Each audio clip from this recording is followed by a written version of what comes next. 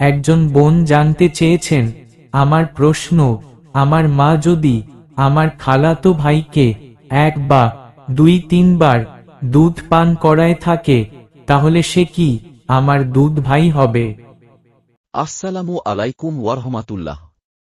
উত্তর: ইসলামের নিয়ম অনুযায়ী যদি একটি শিশু 5 বার বা তার বেশি পরিমাণে কোনো মহিলার বুকের দুধ পান করে এবং এতে শিশুটির পেট ভরে যায়, তাহলে সেই মহিলা তার দুধ মা হয়ে যায় এবং তার সন্তানদের সঙ্গে শিশুটির সম্পর্ক দুধ ভাই বোন হিসেবে গণ্য হবে। তবে যদি দুধ পান করা এই নির্ধারিত সংখ্যার চেয়ে কম হয় বা পেট না ভরে, তাহলে দুধ সম্পর্ক প্রযোজ্য হবে না। আপনার ক্ষেত্রে আপনার খালাতো ভাই যদি আপনার মায়ের দুধ 1 বা 2 বার পান করে এবং এতে তার পেট না ভরে, তাহলে তিনি আপনার দুধ ভাই হবেন না। তবে এটি একটি গুরুত্বপূর্ণ এবং সূক্ষ্ম বিষয়। বিস্তারিত নিশ্চিত হতে আপনি আপনার মায়ের সাথে পরামর্শ করতে পারেন। ধন্যবাদ। আল্লাহ সর্বোত্তম জানেন। এক ভাই জানতে চেয়েছেন, ইসলামের অনুযায়ী বাংলা নাটক দেখা যাবে কি? আসসালামু আলাইকুম ওয়ারহমাতুল্লাহ। উত্তরও: বাংলা নাটক বা অন্য যে কোনো বিনোদনমূলক চ্যানেলের ভিডিও দেখা হালাল নাকি হারাম হবে, তা নির্ভর করে চ্যানেলের কন্টেন্ট এবং ভিডিওগুলোর উপর। ইসলামী দৃষ্টিকোণ থেকে কিছু বিষয়ের দিকে লক্ষ্য রাখা জরুরি। 1. ভিডিওর কন্টেন্টের প্রকৃতি। হালাল বিনোদন: যদি ভিডিওগুলোতে অশ্লীলতা, মিথ্যা কথা, অপব্যয়, গীবত বা ইসলামী মূল্যবোধের পরিপন্থী কিছু না থাকে, তাহলে সেগুলো দেখা সাধারণত হালাল। হারাম বিষয়বস্তু: ভিডিওতে যদি এমন কিছু থাকে যা মানুষের নৈতিক অবক্ষয় ঘটায়, যেমন অশ্লীল পোশাক বা অঙ্গভঙ্গি, হারাম শব্দ, গান বা কৌতুক, মিথ্যা তথ্য বা অপসংস্কৃতি ছড়ানো, তাহলে এগুলো দেখা হারাম হবে। 2. সময়ের ব্যবহার: বিনোদনের জন্য ভিডিও দেখার কারণে যদি ইবাদত, কাজ বা প্রয়োজনীয় দায়িত্ব থেকে বিরত থাকা হয়, তবে এটি অপচয়ের শামিল হতে পারে। সময়ের সঠিক ব্যবহার করা মুমিনের দায়িত্ব। 3. ইসলামের নির্দেশনার সাথে সামঞ্জস্য, শালীনতা বজায় রাখা: কন্টেন্ট ইসলামী মূল্যবোধের সাথে সামঞ্জস্যপূর্ণ হলে এটি গ্রহণযোগ্য। উদ্দেশ্যের বিশুদ্ধতা: যদি বিনোদন আপনাকে হালাল উপায়ে মানসিক শান্তি দেয় এবং আপনার দৈনন্দিন কাজে বাধা না দেয়, তবে তা গ্রহণযোগ্য হতে পারে। আপনার করণীয়: চেক করুন কন্টেন্ট, ভিডিওগুলো দেখে যাচাই করুন যে এতে ইসলামী নীতিবিরোধী কিছু আছে কিনা। সময় নষ্ট করবেন না, বিনোদন সীমিত রাখুন এবং এর দ্বারা গুরুত্বপূর্ণ কাজ বা ইবাদত ব্যাহত না হয়। প্রয়োজনে বিকল্প খুঁজুন, ইসলামী চেতনার সাথে সামঞ্জস্যপূর্ণ হালাল বিনোদনের বিকল্প খুঁজে নিতে পারেন। বিশ্লেষণ: বিভিন্ন বিষয় ভিত্তিক নাটক থাকতে পারে, আমি নিশ্চিত নই। যাদের কন্টেন্টগুলিতে গুলিতে বেপর্দা নারীদের দেখা যেতে পারে, বিভিন্ন মিউজিক থাকতে পারে, অনৈতিক শিক্ষা থাকতে পারে। যদি এমন হয় তাহলে তো অবশ্যই তা হারাম হয়ে যাবে। তবে নিজের সময়কে সর্বদা গুরুত্ব দিন এবং অপ্রয়োজনীয় বিষয় থেকে বিরত থাকুন।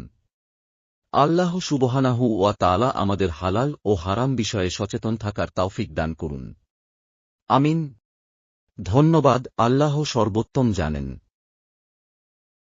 আরেক বোন প্রশ্ন করেছেন, গুনাহ মাফ হওয়ার জন্য কোনো দোয়া বা আমল আছে কি? আল্লাহ তাআলা বান্দার দোয়া কবুল করেন এবং তাঁর কাছে মনের আশা পূরণ করার জন্য চাওয়া একটি উত্তম ইবাদত। কুরআন ও হাদিসে কিছু বিশেষ দোয়া রয়েছে, যা পড়ে আল্লাহর কাছে নিজের আশা আকাঙ্ক্ষা তুলে ধরা যেতে পারে। 1. দোয়া ইউনুস। এটি একান্তভাবে আল্লাহর কাছে সাহায্য চাওয়ার একটি শক্তিশালী দোয়া। লা ইলাহা ইল্লা আনতা সুবহানাকা ইন্নী কুনতু মিনাজ জালিমিন।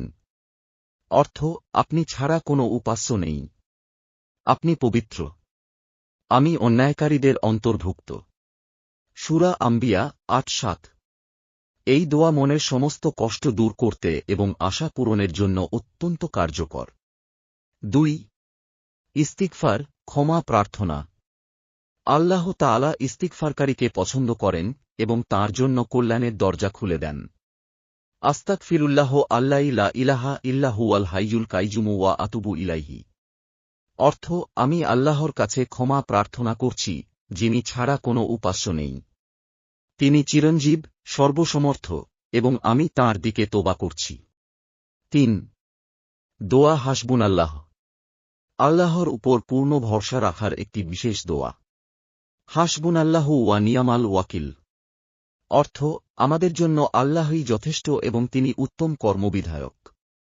সূরা আল ইমরান 173। 4। সাধারণ দোয়া। রাসূলুল্লাহ সাল্লাল্লাহু আলাইহি ওয়াসাল্লাম বিশেষভাবে এই দোয়াটি করার তাগিদ দিয়েছেন। আল্লাহুম্মা আতি নাফসি তাকওয়াহা ওয়া যাক্কিহা আনতা খায়রু মান যাক্কাহা আনতা ওলিজুহা ওয়া মাওলাহা। অর্থ, হে আল্লাহ, আমার অন্তরকে তার তাকওয়া দান করুন এবং তাকে পবিত্র করুন। আপনি উত্তমভাবে পবিত্রকারী, আপনি তার অভিভাবক ও সহায়ক। 5।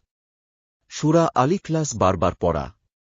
রাসূলুল্লাহ সাল্লাল্লাহু আলাইহি ওয়াসাল্লাম বলেছেন, যারা আল্লাহর একত্বে বিশ্বাসী হয়ে সূরা আল ইখলাস বারবার পড়ে দোয়া করেন, তাদের দোয়া আল্লাহ কবুল করেন। কুল হুয়াল্লাহু আহাদ, আল্লাহুস সামাদ, লাম ইয়ালিদ ওয়ালাম ইউলাদ, ওয়ালাম ইয়াকুল্লাহু কুফুয়ান আহাদ। পরামর্শ: দোয়ার আগে ইস্তিগফার করে আল্লাহর কাছে ক্ষমা চান। নিজের দোয়া ব্যক্তিগতভাবে আন্তরিকতা দিয়ে করুন। দোয়ার শেষে রাসূল সাল্লাল্লাহু আলাইহি ওয়াসাল্লাম এর উপর দরুদ পাঠ করুন। রাতে তাহাজ্জুদ নামাজ পড়ে দোয়া করুন। তাহাজ্জুদের সময় দোয়া কবুল হওয়ার সম্ভাবনা বেশি। আল্লাহ তাআলা আপনার মনের সকল আশা পূর্ণ করুন এবং আপনাকে তাঁর বিশেষ রহমতের অন্তর্ভুক্ত করুন। আমিন।